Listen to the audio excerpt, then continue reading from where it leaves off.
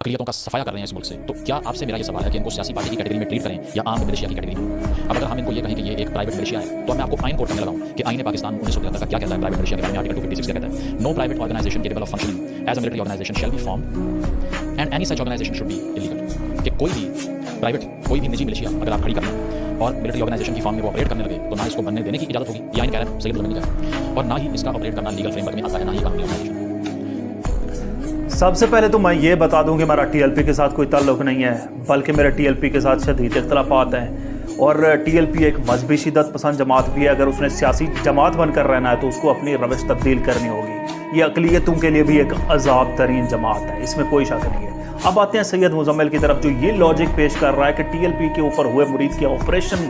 وہ اس لیے بھی ٹھیک تھا کیونکہ یہ ایک پرائیویٹ ملیشیا ہے، یہ ایک پرائیویٹ آرگنائزیشن ہے، اور اس نے اپنی بات میں وزن قائم کرنے کے لیے آئین کا آرٹیکل 256 بھی کوٹ کر دیا کہ ایسی کسی بھی ملیشیا اور آرگنائزیشن کی اجازت نہیں ہے۔ Well and good Syed Muzammil, well and good. آپ کو یہ تو پتا ہے کہ نیچے صبح ناشتے میں کیا کھاتا تھا، لنچ کیا کھاتا تھا، ڈنر کیا کرتا تھا، کس ٹائم وہ واش روم جاتا تھا، ٹوائلٹ جاتا تھا، لیکن آپ کو یہ معلوم نہیں ہے کہ ٹی ایل پی کوئی پرائیویٹ ملیشیا نہیں ہے، بلکہ یہ آپ کے الیکشن کمیشن آف پاکستان میں رجسٹرڈ پولیٹیکل پارٹی ہے۔ اگر آپ الیکشن کمیشن کی ویب سائٹ کھولیں تو پولیٹیکل پارٹیز کے لسٹ نمبر 103 کے اوپر ٹی ایل پی رجسٹرڈ ہے حافظ سعد حسین رضوی کے نام سے۔ اگر جب آپ کے ہاں کوئی پارٹی پولیٹیکل پارٹی کے بطور رجسٹرڈ ہے تو اس کو آپ نے پولیٹیکل پارٹی کے طور پر ہی ہینڈل کرنا ہوگا، نہ کہ کوئی پرائیویٹ ملیشیا کے طور پر۔ آپ کس طرح اس کو پرائیویٹ ملیشیا کہہ سکتے ہیں؟ اور اگر یہ پرائیویٹ ملیشیا ہے تو واٹ اباؤٹ جے یو آئی، مولانا فضل الرحمان، وہ جس کی ایک نجی ایک فورس بھی ہے، اس کی یونیفارم بھی ہے اور باقاعدہ وہ ٹریننگ بھی کرتے ہیں، تو ان کے بارے میں کیا خیال ہے؟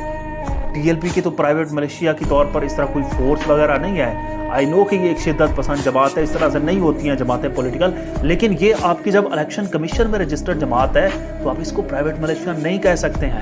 آپ اپنی بات میں لاجک وغیرہ تو خوب ڈالتے ہیں، ڈالنے کی کوشش کرتے ہیں، لوگ جلدی جلدی چکر میں بھی آ جاتے ہیں، لیکن بات بھائی یہ ہے کہ یہاں پر سوچنے سمجھنے والے بھی لوگ ہوتے ہیں، تو بہتر یہ ہے، آپ کی باتیں ساری سچ ہیں کہ یہ جماعت اقلیتوں کے لیے عذاب ہے، لیکن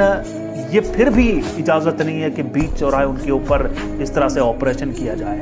آپ ان کو عدالتوں میں لے کر جائیں، جو بھی ہیں قانون کے دائرے میں لے کر ان کو جائیں، لیکن یہ کوئی پرائیویٹ ملیشیا نہیں ہے، یہ آپ کی الیکشن کمیشن